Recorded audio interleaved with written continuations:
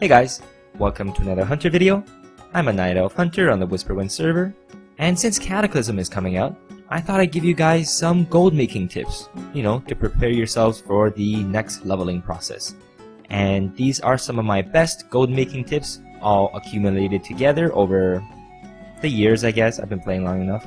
And if you are a regular watcher of my videos, then you'll know most of them. If you are not, or if you haven't seen all of them, then there might be some you missed, and these are all good gold making tips. So, let's do this!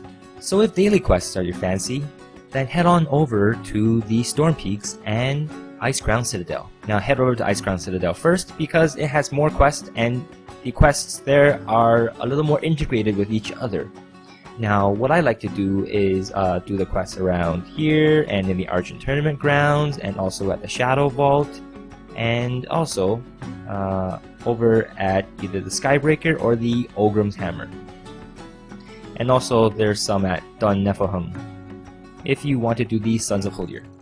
Now for these quests, I made a video a while back detailing about an hour's worth of daily quests, but you can do about 22 to 23 quests in one shot.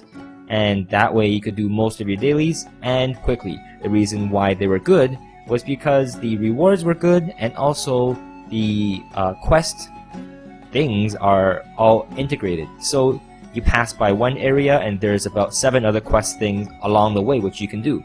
Now that doesn't really apply anymore because most of the Argent Tournament quests are no longer there.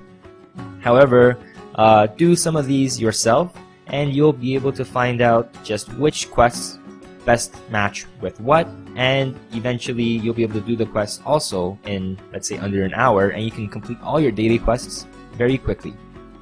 Now if you don't feel like doing daily quests pretty much every single day and just as a daily grind, then you could farm.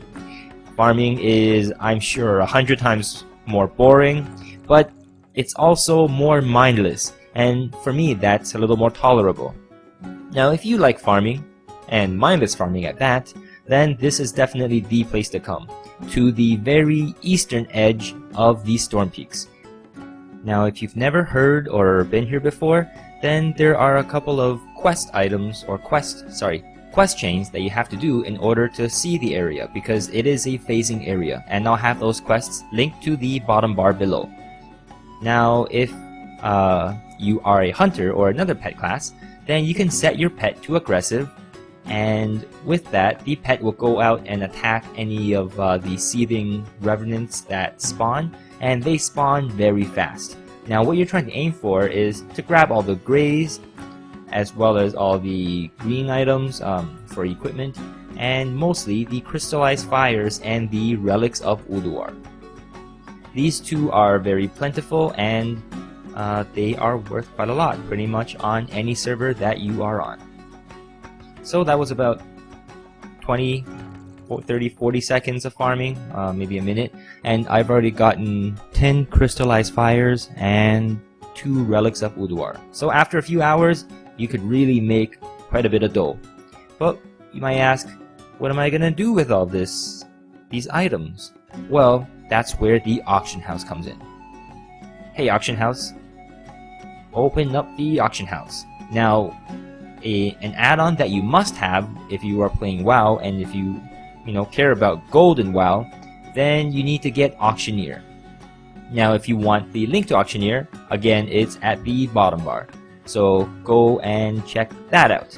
This is an add-on which basically categorizes all the auctions on the auction house for you.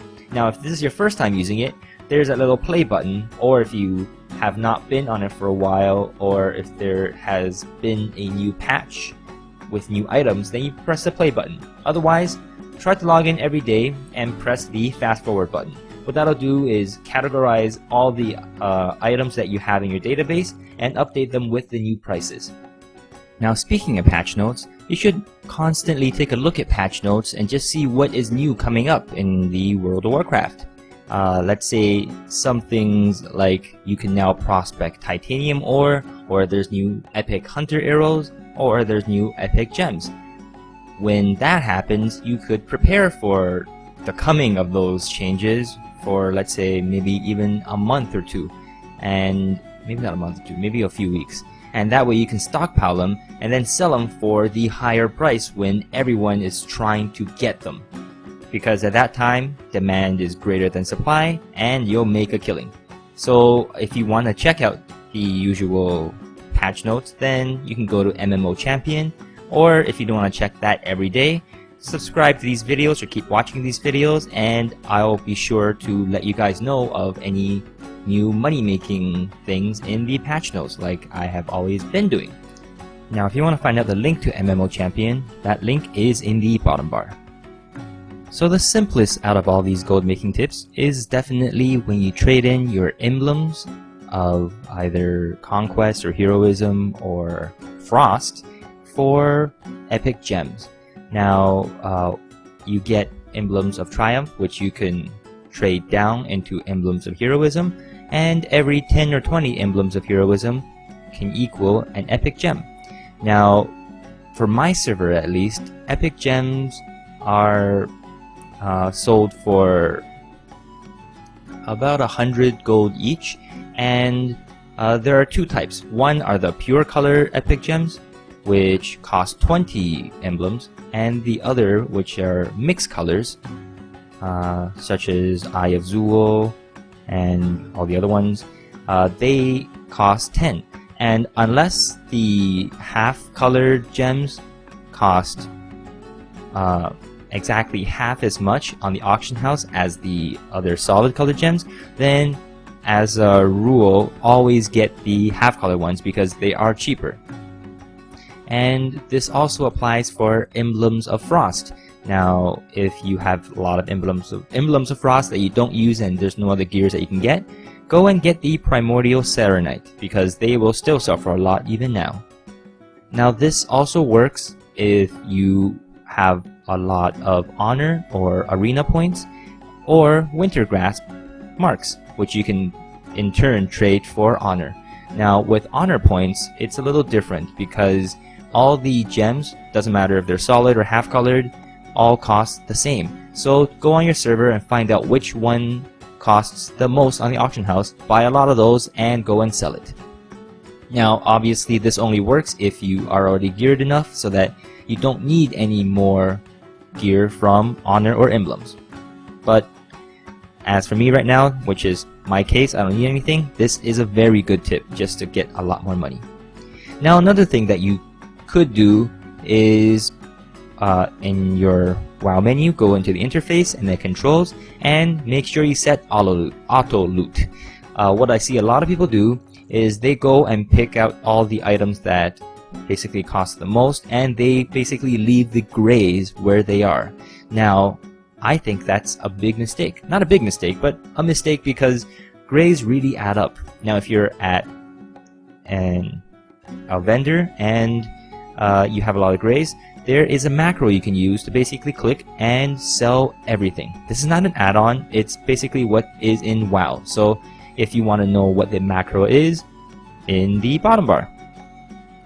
Now grays may not cost too much or sell for a lot, but especially if you're leveling or just doing quests, they can really add up. So go and get this macro, and pretty soon you'll be making extra few hundred gold every few weeks that you're playing. Now if you prefer farming by gathering, whether it's herbalism or mining, then a druid is definitely the way to go.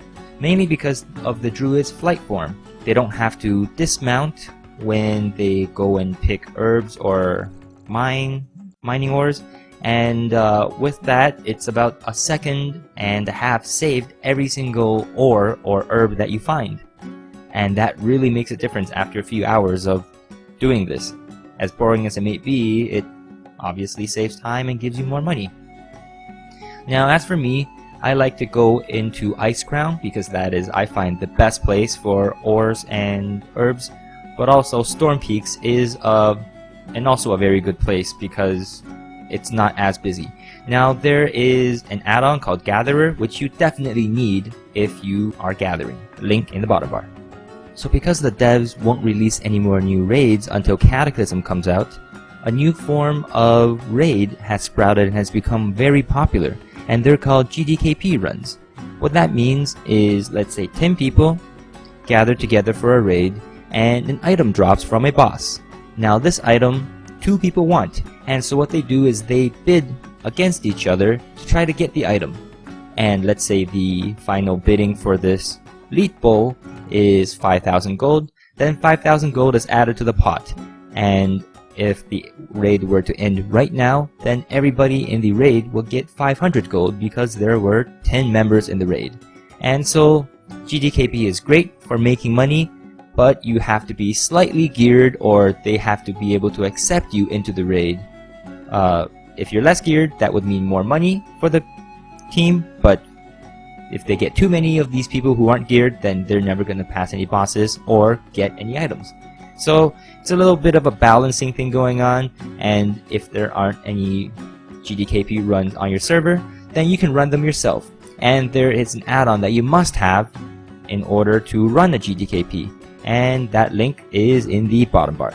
And oh, I'm almost out of time. Okay, I could talk really fast here, but I have one last gold making tip, and this is probably the best gold making tip I have ever come across, ever.